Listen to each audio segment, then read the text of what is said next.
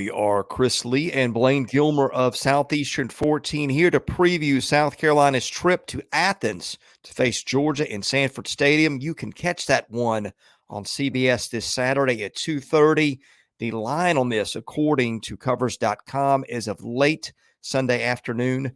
Georgia a 27-point favorite with a 55.5-point over-under, making for a predicted final of 41-14. FPI's line, and all the computers factor in 3 points for home field advantage. So their predictive models have it as follows. FPI, Georgia minus 22. SP Plus, Georgia minus 23. Jeff Sagarin, Georgia minus 18. That makes for an average of 23 points in Georgia's favor between those three and the Vegas computers. We have in this game, Blayne, we have a South Carolina team that was sluggish, I guess is a good way to put it. Gave up a couple of big plays in a first half to Furman, ended up taking the lead late and pouring it on in the second half. Georgia, meanwhile, has won by big scores against overmatched opponents in its first two games, but not always look like Georgia in doing it. Yeah, I agree. I think both of these teams, if you had to inject truth serum and ask them, are you happy with how you've played to start the season? I think both of them would emphatically say no. I think there's been not the level of execution that both would desire, particularly along the offensive fronts for each team. I know you get into more detailed stats than you will on each team having the football, but Chris, just right off the top surface level, not accounting for whether it was a run play or pass play, all that kind of stuff. When you're rushing the football yards per carry, just straight up under 4 yards against Ball State if you're Georgia, and under 4 yards against Furman if you're South Carolina, then that's just not good execution and not success for either team. So I think Shane Beamer and Kirby Smart are both wanting to see tighter execution out of their teams to open up SEC play. And I will get into the specifics of it here, but overall, just a lot to clean up, I think, for both these ball clubs. Yeah, hardly alone are these two teams. Subpar execution seemed to be a recurring theme in week 2 of SEC play. I'll tell you who's not been subpar is Spencer Rattler, one of the most discussed players in the league coming in. Whatever Carolina's problems are, he has decidedly not been a problem or for a part of any of them. Debatably the MVP of the SEC so far in the way that he has played. South Carolina, when it throws, is averaging 8.6 yards per pass play, and that's taking sacks out of pass plays. And there's been a lot of sacks against Spencer Rattler in South Carolina. When Carolina runs the ball, and this is taking run plays or sacks out of rushing yardage, only 2.9 yards per carry. Good news for Carolina. It is turning it over just 0.7% of the time. Georgia is forcing turnovers on 3.1% of snaps. That's a really good to elite level. It is averaging 3.8 yards against it on running plays, 3.7 on passing plays. That number particularly elite. Carolina is throwing it 59% of the time, and I think that's what it's going to try to do. Now, what I'm interested to see, Georgia has not really been a sack the quarterback team. Now, it'll get a lot of hurries on the stat sheet, but Carolina, of course, gave up 9 of them against North Carolina.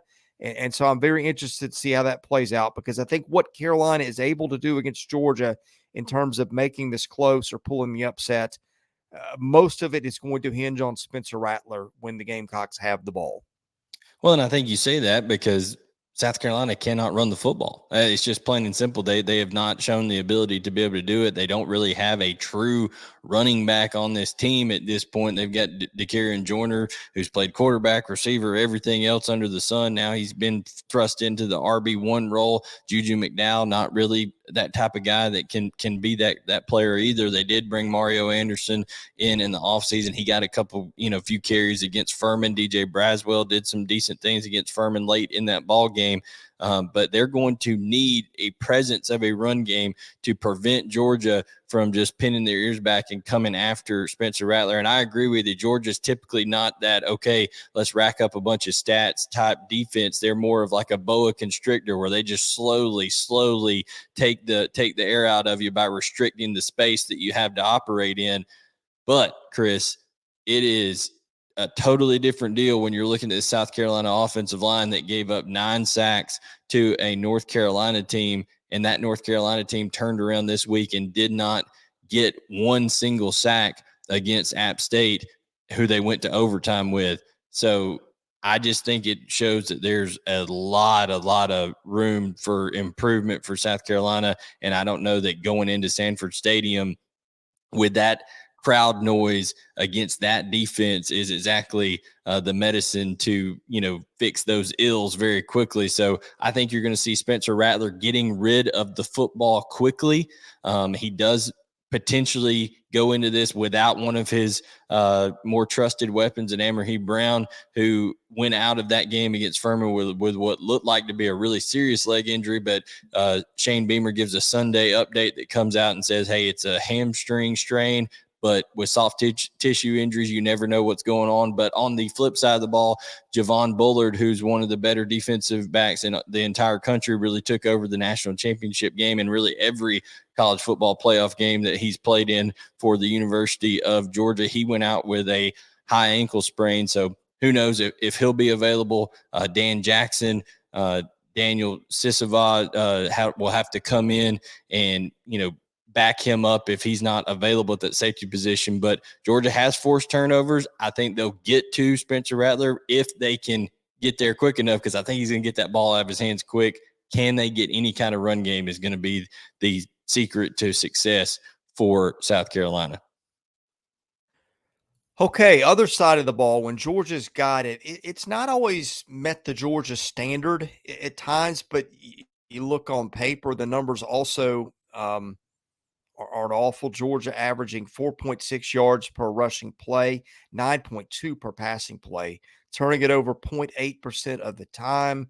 Scored a lot of points so far. Carolina's defense is giving up 3.9 per run play, 7.1 per pass play, forcing turnovers at a 2.2% rate, which I think is a little lower than what the Gamecocks did last year. Carolina's forced a pretty decent number of turnovers under Shane Beamer.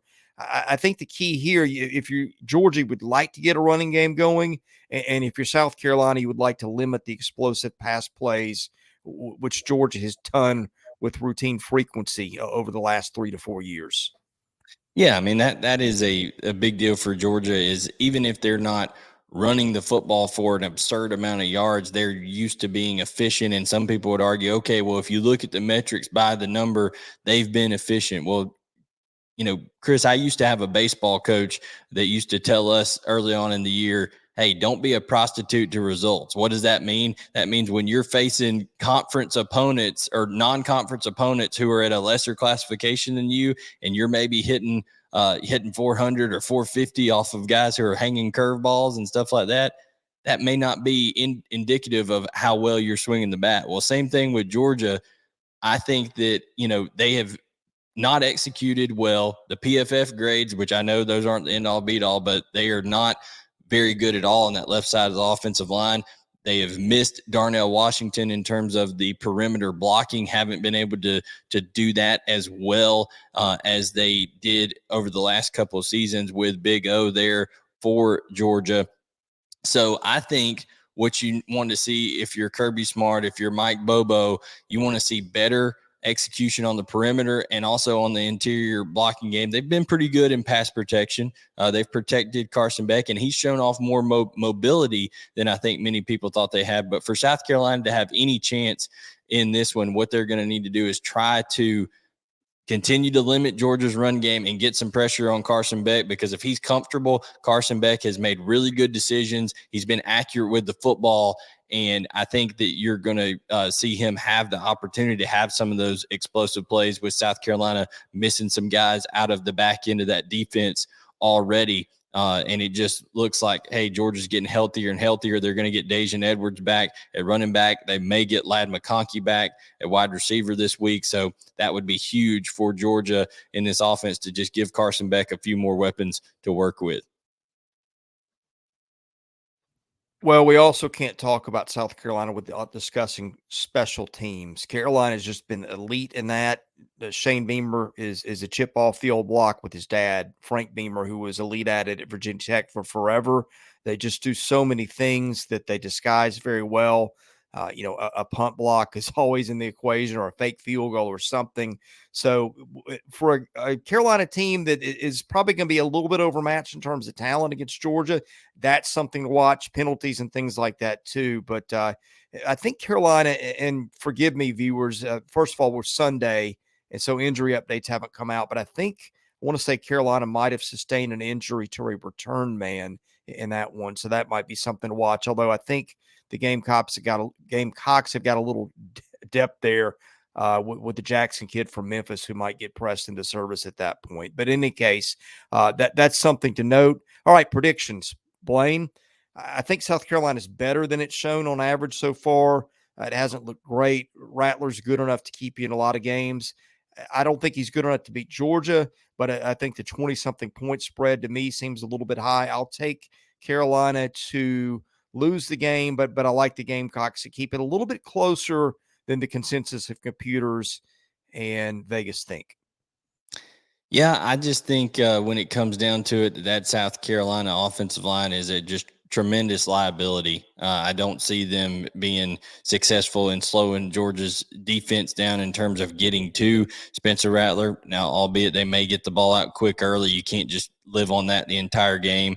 You're going to have to try to drop back and take shots at some point. They're not going to be able to run the football, and I think that will prevent them from shortening the game and extending drives. I think Georgia, you mentioned South Carolina is probably a little bit better than they've shown. I think Georgia is a lot better than they've shown, and that's not a good recipe for South Carolina.